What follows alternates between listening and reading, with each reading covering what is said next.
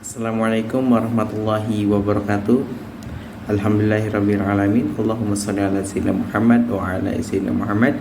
Allahumma shalli ala sayyidina Muhammadin lil fatih lima ukhliq wal khatim lima sabaq nasiril haqqi bil haqq wal hadi ila siratikal mustaqim wa ala haqqa qadri adim.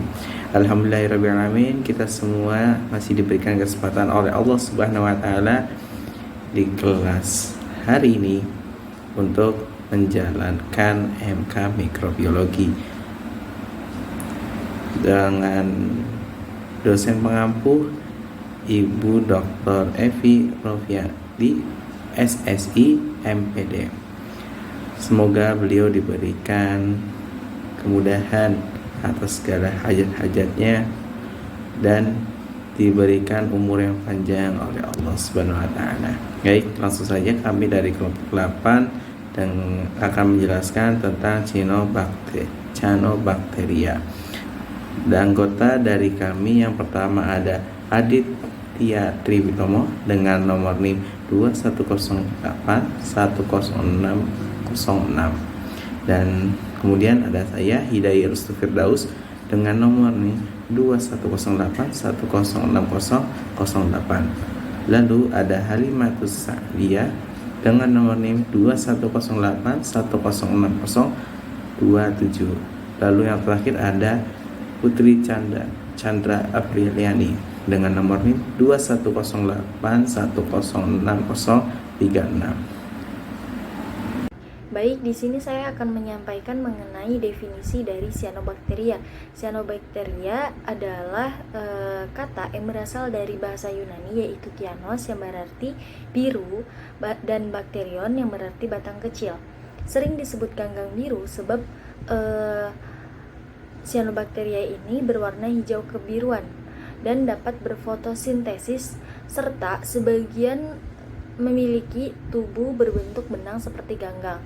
Namun, Cyanobacteria bukanlah ganggang yang sebenarnya karena bersifat prokariotik. Sedangkan ganggang yang sebenarnya itu memiliki sel yang bersifat eukariotik. Cyanobacteria ini merupakan anggota dari Eubacteria. Selanjutnya yaitu ada ciri-ciri umum dari Cyanobacteria.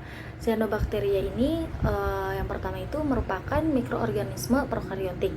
Yang kedua, umumnya alga hijau biru, habitatnya itu di perairan dengan pH netral yang sedikit basah.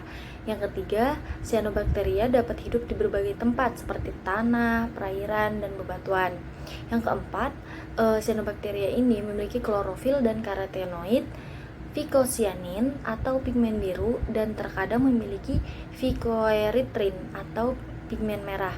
Yang kelima, dinding selnya terletak antara plasmalema dan selubung lendir.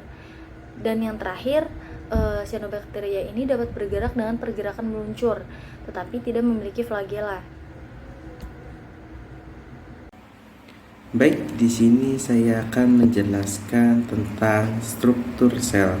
Yang pertama ada lapisan lendir, lalu dinding sel, membran plasma, membran fotosintetik, mesosom, sitoplasma, ribosom, granula penyimpanan, vakuola gas, protein, dan nukleopas DNA.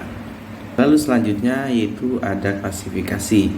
Cyanobacteria dapat diklasifikasikan atau dikelompokkan menjadi beberapa ordo, antara lain ordo Crococaulus.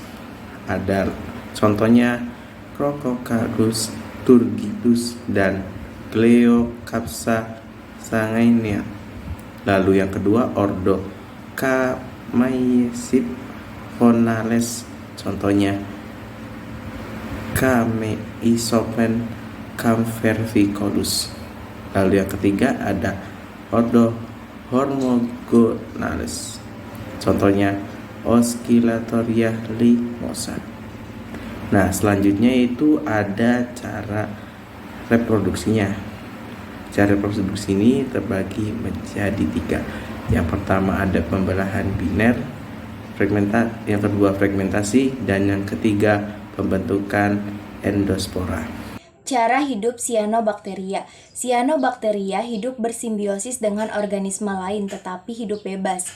Hal ini karena Cyanobacteria merupakan organisme fotoautotrof yang dapat membuat makanannya sendiri atau fotosintesis dengan menggunakan karbon dioksida, amonia, nitrit, nitrat, dan ion organik atau fosfat. Contoh Cyanobacteria. Yang pertama, Oscillatoria. Oscillatoria berbentuk filamen dengan bentuk menyempit dan tersusun atas sel yang berbentuk cawan. Banyak ditemukan di kolam dan air tawar. Yang kedua yaitu Gloeocapsa.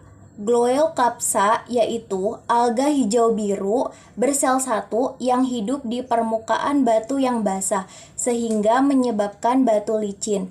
Selnya berbentuk bulat hingga oval dengan warna hijau dan biru tersebar di sekitar dinding selnya.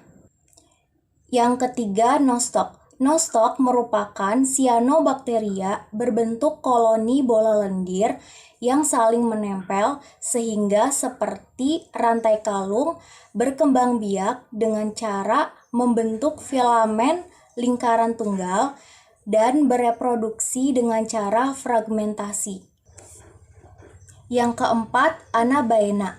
Anabaena merupakan genus Cyanobacteria yang bentuk tubuhnya menyerupai Nostoc.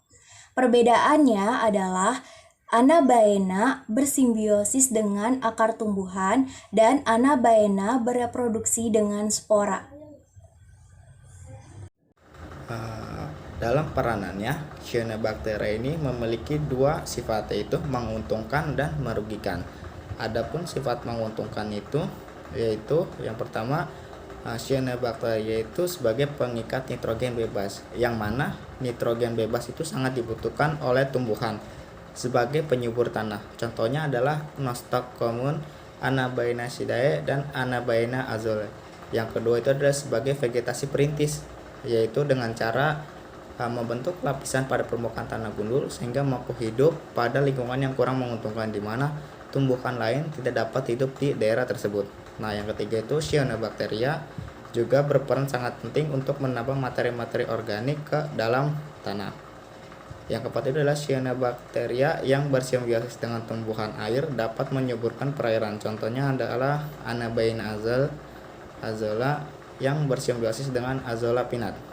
Sifat merugikannya ini, beberapa spesies Cyanobacteria ini memproduksi racun syaraf atau neurotoxin seperti ular yang sangat berbahaya bagi hewan dan manusia. Biasanya racun ini menyerang hati atau hepatotoxin dan sel atau sitotoxin. Contohnya adalah Anabaena flossaqua dan microcytis.